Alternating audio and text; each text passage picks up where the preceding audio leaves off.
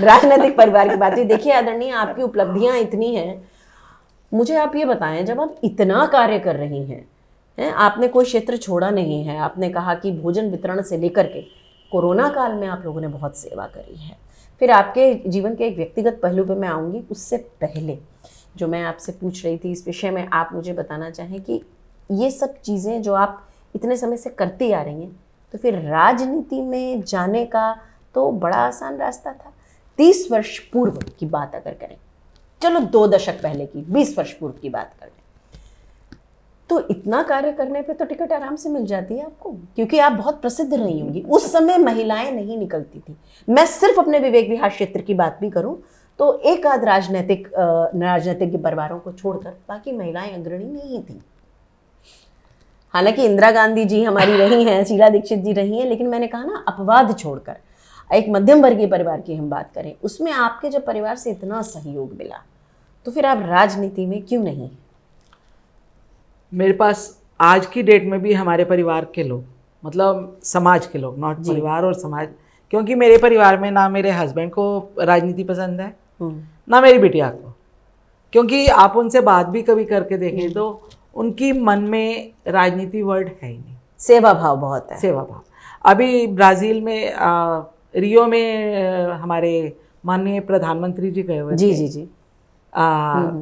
तो उसके इंस्टीट्यूट में भी आया। अच्छा, आपकी बिटिया के कि आप हिंदू भारत से हैं और प्रधानमंत्री आ रहे हैं, तो इनविटेशन आया।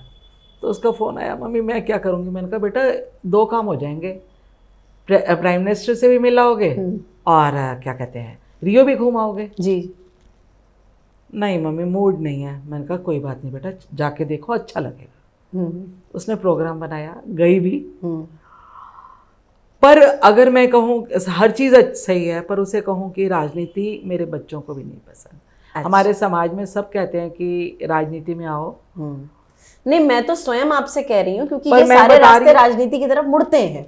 तो आपके मतलब परिवार की तरफ से ये था कि समाज सेवा कीजिए, पर निस्वार्थ सेवा कीजिए, उसके लिए आपको राजनीतिक पद की आवश्यकता नहीं है, आपका ये मानना है परिवार का भी। अगर मैं ये कहूँ कि आज की डेट में कि हमारे समाज में काम करने वालों का रोब नहीं चलता, तो ये गलत होगा। अच्छा, आपने जो काम करवाना है, आपने किसी से भी कहोगे वो आपके प्यार को, स्नेह को करेगा, आपका व्यवहार कुशलता देखेगा, व्यवहार कुशलता देखेगा जी।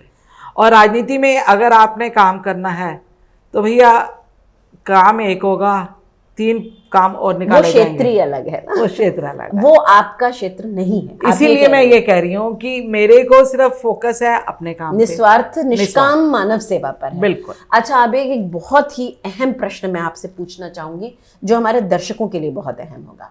एक नारी हैं आप, एक महिला हैं, एक गृहिणी हैं, पत्नी हैं, बहू हैं, माँ हैं, उसके बाद आप समाज सेविका हैं, बेटी हैं, बहन हैं। इतने सारे जो उत्तरदायित्व तो आपने बड़ी कुशलता पूर्वक निभाए हैं, और मैं इसलिए ये कह सकती हूँ क्योंकि मैं उसके स्वयं साक्षी रही हूँ। परिवार आपके लिए हमेशा प्राथमिकता पे रहा है, उसके बाद आपका समाज सेवा है। अब आप मुझे ये बताएं, जब आपके परिवार से इतना सहयोग मिला, आपके पतिदेव का, आपके ससुर जी का, देखिए उस समय में एक बहुत बड़ा वर्ग ऐसा रहा होगा, क्योंकि मैंने स्वयं भुगता, मैं बहुत छोटी हूँ आपसे, आप जानती हैं, तो ऐसा तो हो नहीं सकता कि विरोध न किसी ने किया। जब आपको इतना आगे आने को मिला, आप इतना काम करेंगी, आपने कहा मैं RWB ब्लॉक, हमारा जो विवेक विहार है वो 4 ब्लॉक्स पे बटा हुआ है, आदरणीय का निवास मैं पहले बता चुकी हूँ, B ब्लॉक में, उसमें आप RW एसोसिएशन में थी, और आपने कहा कि जी मैंने कैंप्स लगाए। मैंने कहा किसके सहयोग से? तो आपने कहा और महिला आप अकेली थी उसमें।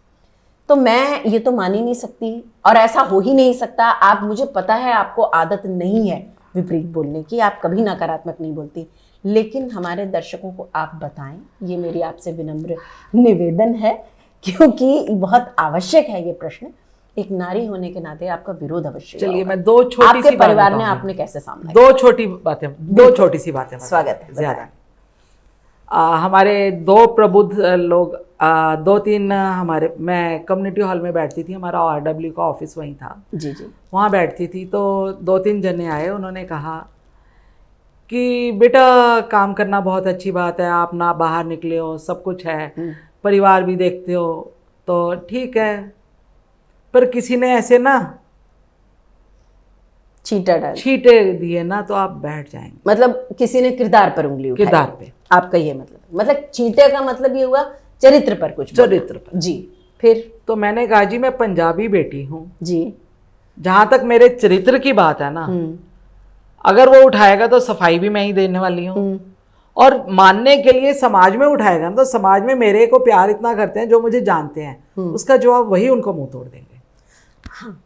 और आपने भी जवाब दिया था, वो मुझे मालूम है कि जो जवाब लोग देंगे वो देंगे। और मतलब देखिए महिला का दुर्गा का भी रूप मैं है। आज भी कह सकती हूँ, मैं बहुत क्लियर हूँ, अगर कोई मेरे चरित्र पे आवाज उठाएगा ना चीर के रख दूं जमाने में कोई। नहीं, बिल्कुल सही बात है, नारी को चंडी और दुर्गा का रूप मतलब धारण ये करना ही नहीं पड़ता है कि मैं एक बात और कहना चाहती हूँ, आज मेरे माँ बाप ने मुझे हर चीज सिखाई।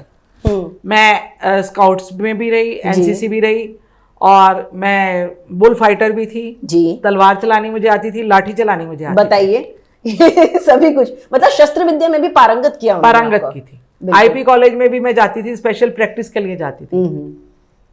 अगर मेरे पेरेंट्स मुझे सिखा सकते थे तो मुझे एक बात बताइए, आज की डेट में सच में इतना असुरक्षा है। हाँ, महिलाओं और हमारी बच्चियां घट रही हैं, बच्चियां असुरक्षित हैं, उनके लिए हम क्या ये नहीं कर सकते?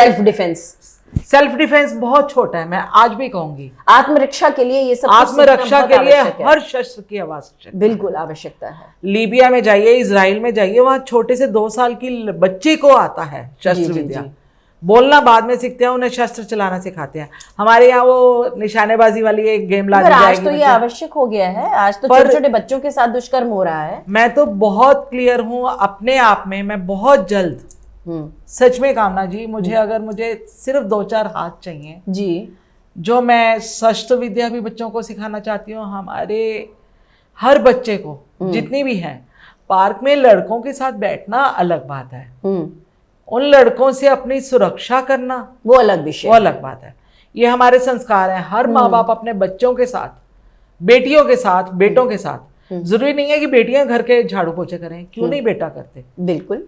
आज मैं छोटी सी एक बात और बताती हूँ अपने मायके की। जी जी।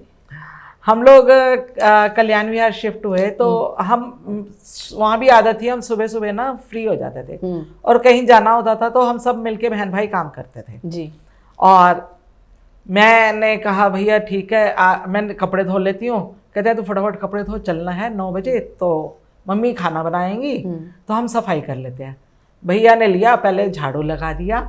उस टाइम में मैं आपको ये बात बता रही हूँ 85 की, तो वही ना 4 दशक पूर्व लगभग चले जाएंगे, 2025 अब आ रहा है। और वो मैं पीछे से पानी जो कपड़ों का निकल रहा था, क्योंकि पानी की सेविंग तब भी हम करते थे, वही साबुन वाला पानी डाल रही थी और झाड़ू मार के निकालते जा रहे थे। और आपके भैया को बिल्कुल ये लगा नहीं कि मतलब मैं लड़का हूँ, ना ना, क्योंकि आपके परिवार में आपके माता पिता ने इस बात के लिए प्रेरित किया होगा ना? मेरे पापा देखो सहयोग रहा था। मेरे पापा सब्जी कहते थे मम्मी को तू भिंडी काटने में टाइम लगेगा, धो के मुझे दे दे, वो नहीं तो अच्छा मैं धो लेता हूँ, धो के पहुंच के काट के देते थे। ये बात तो आज के समय में बहुत आवश्यक है। अब देखिए लड़कियां वर्किंग हो गई हैं तो लड़कों को काम आ रहा है, हम कह रहे हैं जी जमाना बदल रहा है।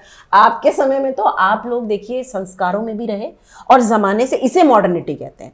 आधुनिकता नग्नता नहीं होती है, अर्धनग्नता, नशा करना, आधुनिकता ये होती है। हम स्त्री पुरुष के बात करते हैं कि समीकरण की भी वो समान है, ये है स्त्री पुरुष की समानता, जिसमें संस्कार भी थे, ईमानदारी से समानता, सहयोग। और तो आप भाग्यशालिनी बहुत हैं, आप बहुत सौभाग्यशालिनी हैं। ईमानदारी से बहुत सौभाग्यशालिनी हूँ मैं। प्रभु का अगर ऐसे करके कहूँ ना धन्यवाद, शुक्राना करूँ तो मैं कर सकती हूँ। बिल्कुल। क्यों?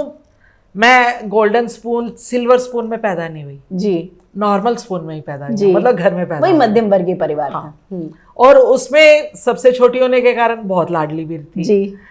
आप देखिए त्योहार होता है, आज तो हम दिवाली पे जाते हैं, चल भैया ले फटाफट टीका किया, टाइम नहीं है, आधे घंटे में हम वापस होते हैं। आगे के परिवार में हमारे पापा के चाचा, मामा के बच्चे, बुआ के बच्चे सारे इकट्ठे एक जगह होते थे और मेरी मम्मी के पास कम से कम 50 जनों का उस दिन भोजन बनता था। और जो मेरी पुलिस इंस्पेक्टर सिस्टर जी वो बनाती थी।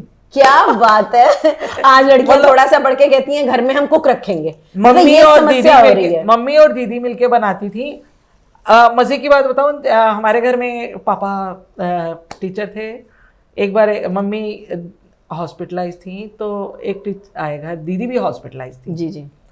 तो उन्होंने कहा कि डैडी ने कहा कि खाना खाएंगे आप, गुप्ता जी। उन्होंने कहा, उनकी वाइफ भी साथ थी। उन्होंने कहा हम तो भाभी जी को देखने आए थे।